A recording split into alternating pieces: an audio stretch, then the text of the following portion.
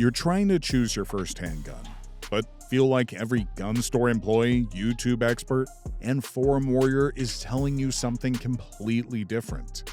But here's what the gun industry doesn't want you to know. They're pushing you toward expensive, complicated handguns that are completely wrong for beginners. While the perfect first handgun is probably sitting right there, being ignored. Today I'm cutting through all the BS to show you exactly how to pick a handgun that'll make you a better shooter instead of emptying your wallet on something you'll regret in 6 months. I know what you're thinking. How do I know which gun is actually right for me versus what some salesman wants to move off the shelf? What if I pick the wrong caliber and hate shooting? And how do I avoid looking like a complete amateur when I walk into a gun store? Well, after watching countless new shooters get talked into the wrong guns and waste thousands of dollars, I've put together the no-nonsense guide that'll save you money, frustration, and buyer's remorse. Before we dive in, if you're serious about making the right choice the first time, smash that subscribe button and hit the bell. Here at Brass and Steel, we give you the straight talk without the sales pitch, and you definitely don't want to miss what's coming. I'll give you specific models to look at, the calibers that actually make sense for beginners, and the red flags that mean you should walk away from a deal. Plus, I'll tell you which expensive features are just marketing fluff and which budget guns actually work. We'll start with figuring out what you actually need versus what you think you want. Work through the technical stuff that actually matters, and finish with the insider tips that'll make you look like you know what you're doing. First things first, and this is where most people screw up. You need to figure out what you're actually going to do with this gun. Are you looking for home defense, concealed carry, or just want to have fun at the range? Each one of these has completely different requirements, and trying to find one gun that does everything perfectly is like trying to find a vehicle that's both a sports car and a pickup truck. For concealed carry, you want something compact and lightweight that won't print through your shirt or feel like you're carrying a boat anchor. Think Glock 43X or SIG P365, guns that disappear when you carry them but still pack enough punch to matter. Home defense? Go bigger. Full-size guns like the Smith & Wesson M&P 9 or CZP 10 give you better accuracy, more rounds, and a grip you can actually hold on to during stress.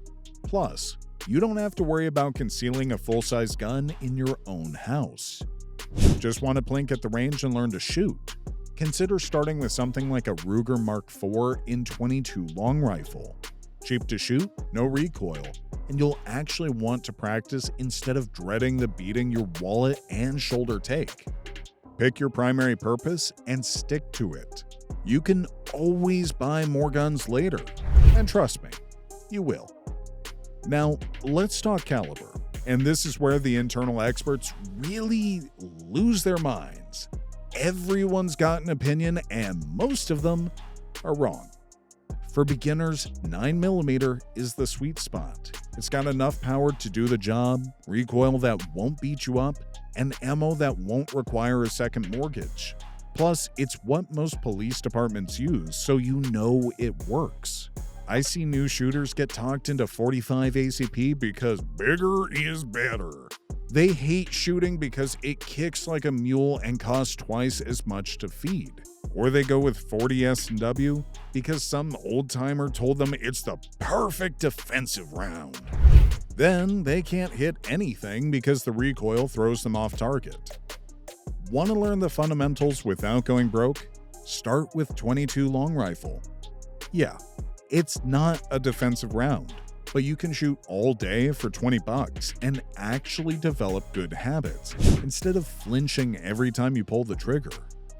Here's the truth. Shot placement beats caliber every time. A 22 that you can shoot accurately is infinitely better than a 44 Magnum that you're afraid of. This next part is crucial, and it's something you absolutely cannot figure out from YouTube videos. How the gun fits your hand. A gun that doesn't fit you properly is like wearing shoes that are the wrong size. You might be able to make them work, but you're never going to be comfortable or perform your best. When you're handling guns, pay attention to how they feel. Can you reach all the controls without shifting your grip? Does your trigger finger hit the trigger at the right spot? Can you get a solid, comfortable grip without feeling like you're wrestling with the gun? Some guns, like the Glock 19, come with adjustable backstraps so you can customize the fit. Others, like the Springfield XD-M, have different grip sizes available. Don't be afraid to ask about options. Weight matters too. A heavier gun soaks up recoil better, making it easier to shoot accurately. But if you're planning to carry it, that extra weight gets old fast. Find the balance that works for your intended use. Bottom line, if it doesn't feel right in your hands, it's not the right gun for you, no matter what the reviews say. Here's a decision that'll start arguments at any gun counter. Manual safety or no manual safety? Manual safeties give you an extra layer of protection, which can be comforting for new shooters. Guns like the Ruger SR9C or Beretta 92FS have thumb safeties that are pretty intuitive to use. But here's the thing. If you choose a gun with a manual safety, you better practice with it until disengaging it becomes automatic. There's nothing worse than needing your gun and fumbling with the safety. On the flip side, striker-fired guns like Glocks or the SIG P320 don't have manual safeties. They rely on internal safety mechanisms and proper trigger discipline. Simpler operation, but it requires you to be more disciplined about handling. My advice: if you're nervous about guns and want that extra safety, go for it. If you're confident in your training and want simplicity, skip it. Either choice is fine, as long as you train with whatever you pick. Let's talk about how many rounds you can stuff in this thing, because more isn't always better. Single-stack magazines are thinner and easier to conceal, but typically they hold fewer rounds. Double-stack magazines hold more ammo but make the grip thicker. For concealed carry, something like the Smith & Wesson Shield Plus give you a slim profile with decent capacity.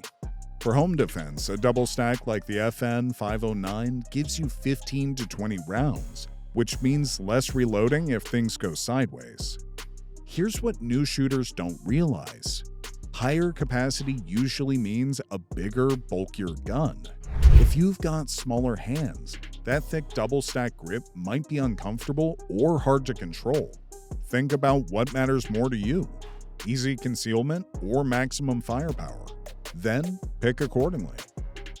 When it comes to your first gun, reliability isn't negotiable. You want something that goes bang every time you pull the trigger. Stick with proven brands that have been around the block. Glock built their reputation on making guns that work no matter what you do to them. Sig Sauer makes innovative, high-quality firearms. Smith & Wesson's M&P line is user-friendly and reliable. CZ makes guns that are accurate and built like tanks. Avoid the temptation to save money on some off-brand gun that you've never heard of. Your life might depend on this thing working, so don't gamble with reliability. Look for guns that are used by police departments and military units. If it's good enough for professionals who bet their lives on it, it's probably good enough for you. Insert your SIG P320 comments below. Do your research, read reviews, and ask around. A reliable gun gives you confidence, and confidence makes you a better shooter. If you can possibly swing it, test fire guns before you buy them. Many ranges rent guns, and it's the best money you'll spend in this whole process. When you're testing, pay attention to how the gun feels when it fires. Is the recoil manageable? Can you operate all the controls easily? Does it feel natural when you're aiming? Try different models and calibers if you can. What feels good in the store might feel completely different when you're actually shooting it. If you can't rent guns, at least handle them in the store. Dry fire them if the store allows it. Get a feel for the trigger and how the gun operates. Don't rush this decision. Take your time and find what works for you. Let's talk money, because your first gun doesn't need to cost more than your car payment. Set a realistic budget. But remember, you're not just buying a gun. You need ammo, a holster, maybe a safe, and definitely some training. Budget for the whole package, not just the gun. The $400 to $600 range is the sweet spot for first-time buyers.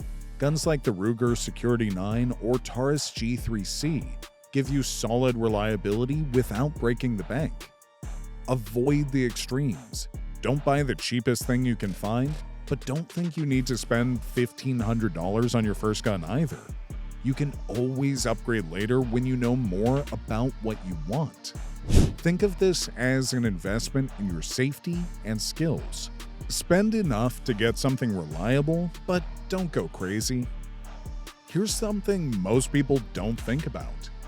What happens when you want to customize or upgrade your gun? Popular models like the Glock 19 or SIG P320 have huge aftermarket support. Holsters, sights, triggers, you name it. If you want to modify it, someone makes parts for it. Less common guns might leave you stuck with whatever came from the factory. That's not necessarily bad, but it limits your options down the road. Good aftermarket support also means easier access to replacement parts and accessories. If you break something or want to upgrade, you won't be stuck waiting months for parts. Here's the most important part that everyone skips. Buying the gun is just the beginning. I don't care if you buy the most expensive, most reliable gun on the planet. If you don't know how to use it properly, it's just an expensive paperweight. Invest in professional training. Find a certified instructor who can teach you proper shooting techniques, safe handling, and basic maintenance. It's money well spent. Practice regularly. Dry fire practice at home is free and incredibly valuable. Live fire practice at the range builds confidence and skill. Remember, owning a gun is a responsibility. You owe it to yourself and everyone around you to be competent and safe with it. Here's what separates smart gun buyers from people who waste money. Start simple and upgrade as you learn. Don't get caught up in all the tactical features and accessories. A basic, reliable gun that you shoot well is infinitely better than a tricked-out gun that you can't handle. Buy from reputable dealers, ask questions, and don't let anyone pressure you into a quick decision. Most importantly, trust your instincts. If something doesn't feel right, walk away. So, there you have it. How to choose your first handgun without making the expensive mistakes that trip up most new shooters. But here's what I didn't mention. There's one critical factor that determines whether you'll love shooting or hate it, and it has nothing to do with the gun you choose. I'm talking about your mindset and commitment to learning. The best gun in the world won't make you a good shooter if you don't put in the work to learn how to use it properly.